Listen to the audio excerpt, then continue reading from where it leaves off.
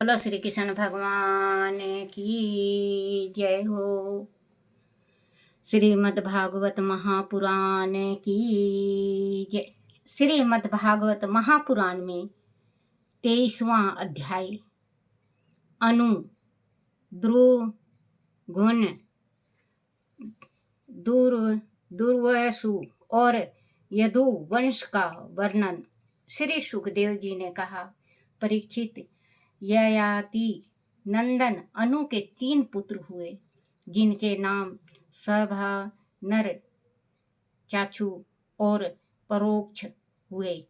सभा नर का पुत्र काल नर उसका सुजान, उसका जय उसका महाशील, उसका महामान, और उसके 2 पुत्र उसी नर और दितिक्षु हुए।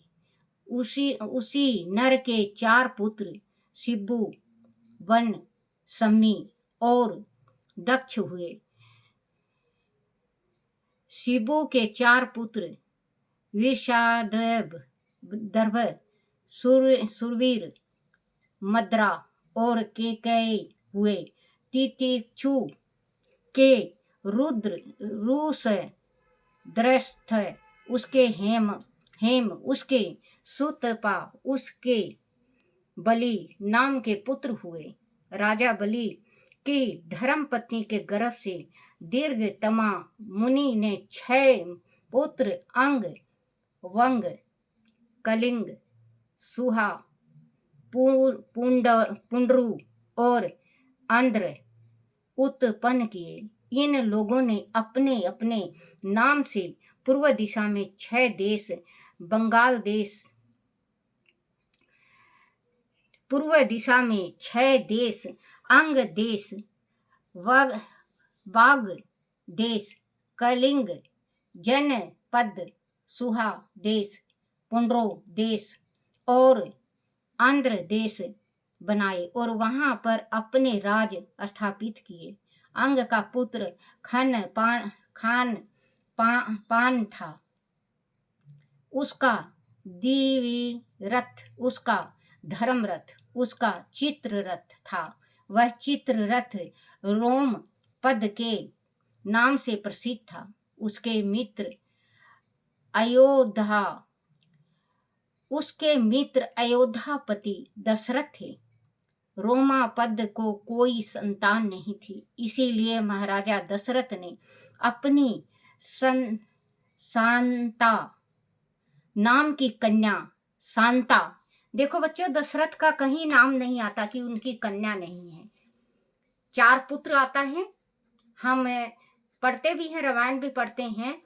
तो राजा दशरथ के जो पुत्री का नाम किसी किसी को पता है, बाकी पता नहीं है। लेकिन अब जो आप सुनोगे तो थोड़ा दिमाग में रखना कि शांता, राजा दशरथ की पुत्री थी, उनका नाम शांता था। श्री रामचंद्र की बहन राजा दशरथ की पुत्री शांता, राजा दशरथ के हम 5 संतान कहते हैं, नहीं 4 संतान, सॉरी बच्चों, 4 संतान कहते हैं। 4 पुत्रों का नाम आता है, पुत्री का नाम नहीं आता। इसमें जरूर लिखा होगा, तो मैं पढ़ती हूँ तो आप जरूर सुनना। तो कहते हैं कि राजा दशरथ के जो पुत्री थी,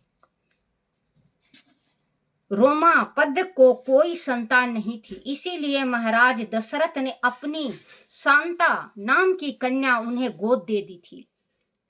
जो मतलब राजा दशरथ ने अपनी कन्या उनको गोद दे दिया था, शांता को। उनके दोस्त के कोई संतान नहीं थी, तो इसी वजह से शांता का नाम नहीं आता। जो हम पढ़ते हैं तो राजा के जो कहते हैं और हम सुनते हैं और पढ़ते हैं, तो कन्या का नाम कहीं कहीं आता है, नहीं तो कन्या का नाम नहीं आता। तो शांता राजा दशरथ की पुत्री थी, जिसको उन्होंने अपने दोस्त को गोद दे दिया था, क्योंकि उनके कोई संतान नहीं थी। इस वजह से अपनी पुत्री को गोद दे दिया था।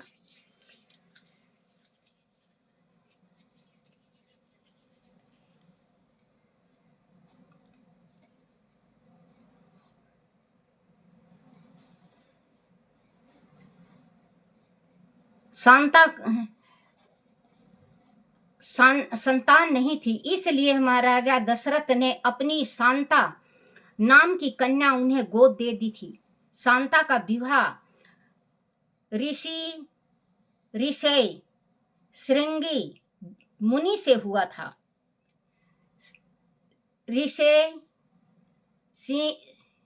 श्रृंगी ऋषि विभांडुक द्वारा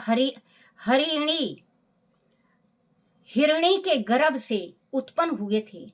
एक बार की बात है कि राजा रोमापद के राज में बहुत दिनों तक वर्षा नहीं हुई।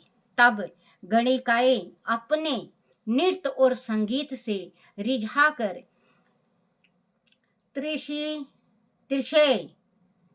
ऋषेग को वह ले आई। उनके आने से वह खूब वर्षा हुई। उन्होंने ही फिर इंद्र देवता का यज्ञ कराया। तब राजा रोमापद की पत्नी को पुत्र रतन की प्राप्ति हुई। रोमापद के पुत्र का नाम चतुरंग था। फिर उनका पुत्र हुआ पिथु लक्ष्य की प्राप्ति हुई। रोमापद के पुत्र का नाम चतुरंग था। फिर उनका पुत्र हुआ पिथु लक्ष्य। उसके पुत्र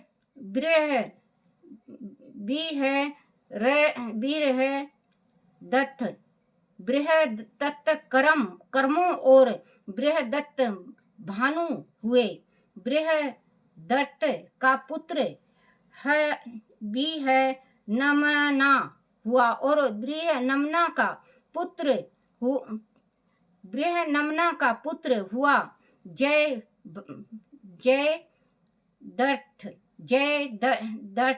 जयद्रथ की पत्नी का नाम था समभूति। उसके गर्भ से विजय का जन्म हुआ। विजय का धीति, उसका धित्यव्रत, उसका सत्य कर्म और उसका पुत्र अधिरथ हुआ। अधिरथ की कोई संतान नहीं थी। एक दिन गंगा तट पर विचरण करते हुए उसने पानी में बहती हुई सुंदर पिटारी को देखा। उस पिटारी को वह गंगा जल से बाहर निकाल लाई। उसमें एक सुंदर शिशु था। वह बालक कुंती की कन्या अवस्था में जन्म करण था। अधिरथ ने उसे अपना पुत्र बना लिया। करण के पुत्र का नाम अधिरथ ने उसे अपना पुत्र बना लिया। करण के पुत्र का नाम विषसेन था। ययाति के पुत्र द्रुहा से प्रभु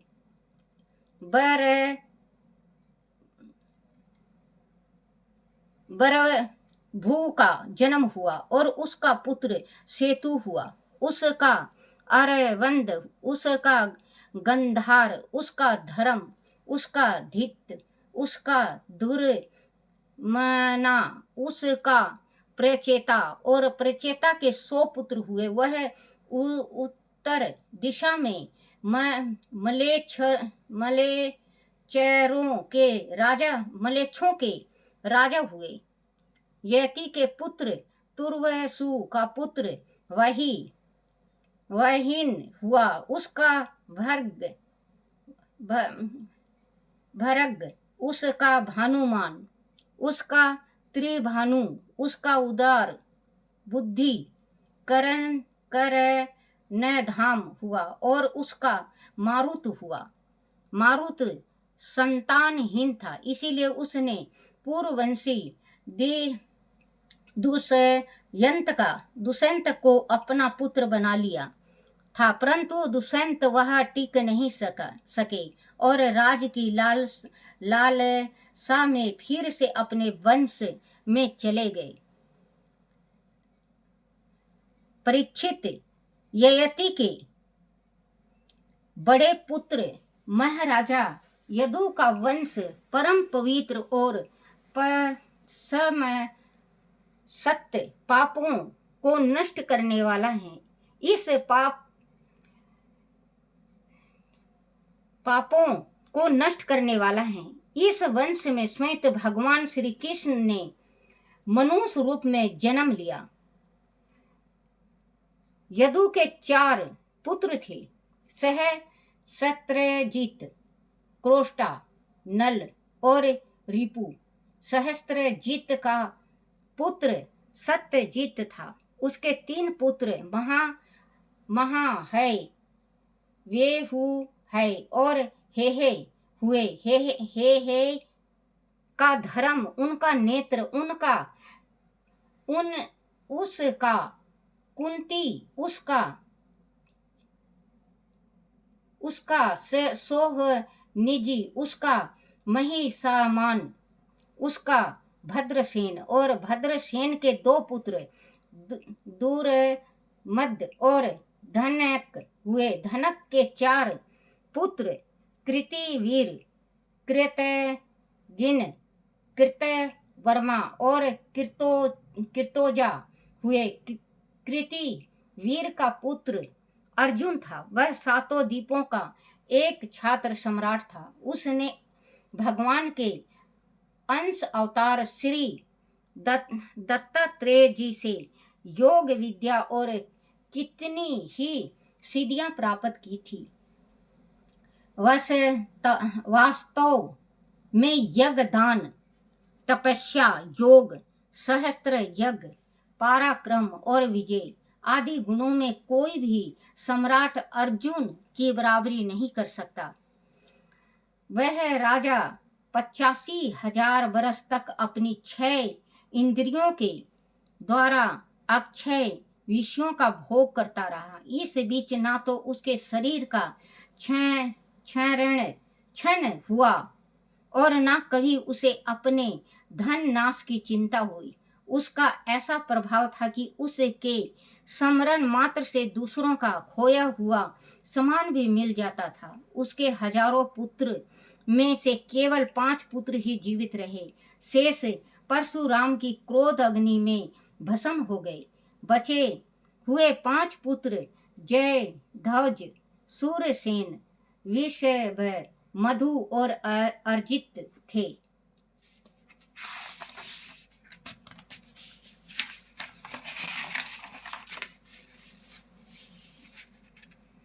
जय ध्वज का पुत्र ताल जंग था। ताल जंग के 100 पुत्र हुए। वह ताल जंग नाम के उन 100 पुत्रों में सबसे बड़ा वितिहोत्र था। वितिहोत्र का पुत्र मधु हुआ। उसके भी 100 पुत्र थे। उसमें सबसे बड़ा विषण था। इसी मधु और विषण तथा यदु के कारण वह वंश माधव, वर्ण और यादव के नाम से जाना जाता है। यदु नंदन कोष्टु के पुत्र का नाम विजयवान था। उसका पुत्र सवाही, उसका रूसोकु, उसका चित्ररथ, उसका ससविंदु था। ससविंदु परम योगी था। वह महान ऐश्वर्य संपन्न और अत्यंत पराक्रमी राजा था। वह युद्ध के 14 रत्नों, हाथी, घोड़ा, रथ, स्त्री, बाण, खजाना, माला, वस्त्र, विरक्षक, शक्ति, पाशा, मणि, छत्र और विमान का स्वामी, चक्रवर्ती और युद्ध में अजय सम्राट था। उस यशस्वी राजा की 10,000 पत्नियां थी। उनमें से प्रत्येक ने 1,00,000 संतानें उत्पन्न की। इस प्रकार उनके 1,00,00,100,00,000 संतानें हुई। 1,00,00,100,00,000 संतान हुई। चंद्र वंश के अर्थात सब बिंदु चंद्रमा के 6 पुत्र प्रधान थे। उनमें भी पिथु सर्वा प्रमुख था। उनका पुत्र धर्म था। धर्म का पुत्र उसान हुआ। उसने 100 अश्वमेध यज्ञ किए। उसान का पुत्र रुचक हुआ और उसके 5 पुत्र पूर्वजित, रुकम, रुकमेशु, पुथु और जयमग हुए। जयमग की पत्नी सेविया थी। उसके बहुत दिनों तक कोई संतान नहीं हुई, परंतु उसने दूसरा विवाह नहीं किया। एक बार वह अपने शत्रु के घर से भोजिया नाम की एक कन्या को हर लाया। जब उसकी पत्नी सोविया ने उसे देखा तो उसने चिढ़ कर उससे कहा, कपटी, तू मेरे बैठने के स्थान पर किसे बैठा कर ला रहा है? इस पर जयमाग ने डर कर कहा, यह तुम्हारी पुत्र वधू है। तब सेवया ने मुस्कुरा कर कहा, मैं तो बांझ हूँ और मेरी कोई सोत भी नहीं है, फिर यह मेरी पुत्र वधू कैसे हो सकती है? जयमाग ने कहा, रानी, तुमको जो पुत्र होगा यह उसकी पत्नी बनेगी। परीक्षित बाद में पितरों और भगवान के आशीर्वाद से सोबिया गर्भवती हुई और उसने एक सुंदर बालक को जन्म दिया। उस बालक का नाम विदर्भ हुआ। बड़ा होने पर उसने भोजिया से विवाह किया। बोलो श्री कृष्ण भगवान की जय। श्री कृष्ण गोविंद हरे मुरारी, हे नाथ नारायण वासुदेवाय, हे नाथ नारायण वासुदेवाय, हे नाथ नारायण वासुदेवाय। श्री कृष्ण गोविंद हरे मुरारी, हे नाथ नारायण वासुदेवाय। आरती श्री भागवत भगवान की है, आरती पापियों के पाप को है तारती। आरती श्री भागवत भगवान की है, आरती पापियों के पाप को है तारती। बोलो श्री कृष्ण भगवान की जय हो। अपने अपने माता पिता की जय, अपने अपने गुरुदेव महाराज की जय हो। हे मेरे कन्हैया, हे मेरे बंसी वाले, हे मेरे ठाकुर जी, मेरे से कोई गलती हो जाए, कोई भूल हो जाए, कोई टूटी रह जाए, मुझे क्षमा करना, क्षमा करना, क्षमा करना। बोलो श्री कृष्ण भगवान की जय। श्रीमद् भागवत महापुराण की जय हो।